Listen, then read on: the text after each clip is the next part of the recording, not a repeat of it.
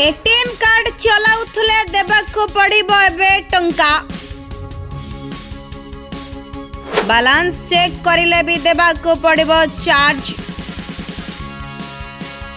महंगा होई गला एटीएम रो सेवा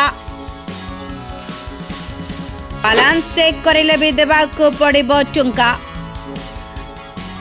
हाँ दर्शक बंधु एटीएम को नहीं आसी जाइछि आउ एक बड़ खबर बैलेंस चेक करिले मध्य आपण माननकु देबाको पड़िबो चार्ज महंगा होई गला एटीएम रो सेवा बैलेंस चेक पाई भी देबाको पड़िबो आपण माननकु चार्ज।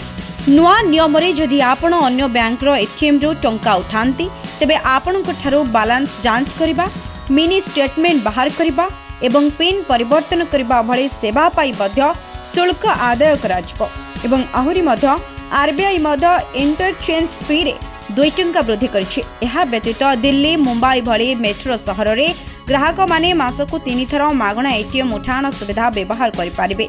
सेहीपरि अण मेट्रो सहर गुड़िकरे एही सीमा 5 गुण सेही सहर गुड़िकरे ग्राहक मासकु मास 5 थर मागणा एटीएम उठाण सुविधा पाई पारिबे। भारतीय स्टेट बैंक रो जहाकि HDFC bank Punjab national bank एवं पीएनबी ता सहित एंडसेंड जहाकि रहिछंती एंडसेंड बैंक समेत अनेक बैंक निजर ग्राहकों निमते मे पहला ठारू एही नियम लागू करिसेंती। आहुरी मध्य एही नूतन नियमानुसार जो अकाउंटधारी बैंक खाते हाराहारी मासिक 1 लाख टंकारु अधिक बैलेंस बजाय रखिबे सेमाने एसबीआई एवं अन्यान्य बैंक एटीएम उभयरु असीमित मागणा कारबार मध्य सुविधा पाइबे। फल समस्त मेट्रो किंबा अण मेट्रो ग्राहक माने एबे प्रति मासरे एसबीआई एटीएम रो 5टी मागणा मध्य पाई पारिबे। Bureau report smart news Odia.